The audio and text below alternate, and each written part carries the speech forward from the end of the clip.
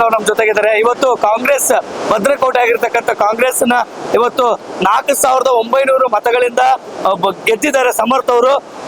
ಈ ಕಡಿಮೆ ಏನು ಚಿಕ್ಕ ವಯಸ್ಸಿನಲ್ಲಿ ಶಾಸಕರಾಗಿರ್ತಕ್ಕಂಥ ಸಮರ್ಥ್ ಅವರು ಇವತ್ತು ಸಮರ್ಪಕವಾಗಿ ಕೆಲಸ ಮಾಡ್ತಾರೆ. ಅವ್ರ ಜೊತೆಗೆ ಅವರ ತಾಯಿ ಇದ್ದಾರೆ, ಅವ್ರನ್ನ ಮಾತಾಡಿಸ್ತಾ ಹೋಗೋಣ. ಅವ್ರ ತಾಯಿ ಕೂಡ ನಿರಂತರವಾಗಿ ಗೆಲುವಿಗೆ ಬಹಳ ಶ್ರಮಿಸಿದ್ದಾರೆ, ಅವ್ರನ್ನ ಮಾತಾಡಿಸ್ತಾ ಹೋಗೋಣ. ಮೇಡಮ್ ಹೇಳಿ, ಯಾವ ರೀತಿ ಗೆಲುವು ಬಹಳನೇ ಸಮಾಧಾನ, ಉತ್ಸುಕತೆ, ಸಂತೋಷ ಎಲ್ಲವೂ ಕೂಡ ಫೀಲಿಂಗ್ಸ್ ಈಗ ರೈಟ್ ನಾವು. ಯಾಕಂದ್ರೆ ಅಪ್ಪಾಜಿಯವರ ಭದ್ರಕೋಟೆ ಆಗಿತ್ತು. ಸೊ ಆದ್ರಿಂದ ಇಟ್ ವಾಸ್ ವೆರಿ ಚಾಲೆಂಜಿಂಗ್. ನಾವು ಈ ಕ್ಷೇತ್ರವನ್ನ ಗೆಲ್ಲೇಬೇಕು. ಆಮೇಲೆ ಅಪ್ಪಾಜಿಯವರಿಗೆ ನಾವು ಸಲ್ಲಿಸುವಂತಹ ಒಂದು ಕೃತಜ್ಞತೆ ಅಂತ ಕೂಡ ಭಾವನೆಯಿಂದ ನಾವು ಚುನಾವಣೆಯಲ್ಲಿ ಪ್ರಚಾರ ಕೂಡ ಮಾಡಿದ್ವಿ.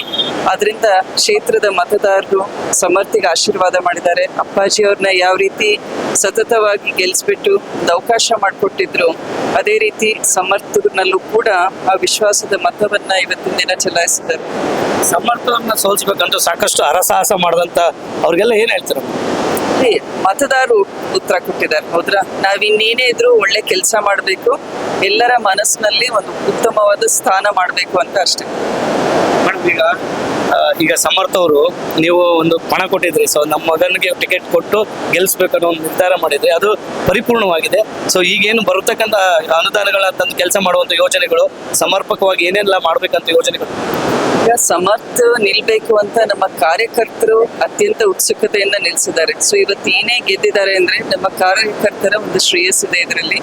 ಸೊ ಬರುವ ದಿನಗಳಲ್ಲಿ ಮುಂದುವರೆದ ಕಾಮಗಾರಿ, ದಾವಣಗೆರೆ ದಕ್ಷಿಣ ಕ್ಷೇತ್ರದಲ್ಲಿ ಏನು ಕಾಲೇಜ್ ಬೇಕಾಗಿದೆ ಅಂತ ಹೇಳ್ತಾ ಇದ್ದಾರೆ. ಆಮೇಲೆ ಒಂದು ಆಸ್ಪತ್ರೆ ಬಗ್ಗೆ ಬೇಡಿಕೆ ಇದೆ, ಆದ್ರಿಂದ ಹಾಗೂ ಉಳಿದಂತೆ UGD ವರ್ಕ್ಸ್, ಆಮೇಲೆ ರೋಡ್ ವರ್ಕ್ಸ್, ಇನ್ನೇನೇನು ಉಳಿದಿದೆ ಅದನ್ನು ಕೂಡ ಮಾಡಬೇಕು ಅಂತ. ಜೊತೆಗೆ IT-BT ಕಂಪ್ನಿ ಬಗ್ಗೆ ಬೇಡಿಕೆ ಇದೆ ಅಲ್ಲ, ಅದನ್ನು ಕೂಡ ಈಗ 100 ಕೋಟಿ ಏನು ಸರ್ಕಾರದಿಂದ ಬಜೆಟ್ ಅಲ್ಲಿ ಅನೌನ್ಸ್ ಮಾಡಿದ್ದಾರೆ, ಅದನ್ನು ಕೂಡ ಎಲ್ಲ ಲೀಡರ್ಸ್ ಜೊತೆ ಚರ್ಚೆ ಮಾಡಿ ಒಳ್ಳೆ ಕೆಲಸ ಮಾಡೋಣ.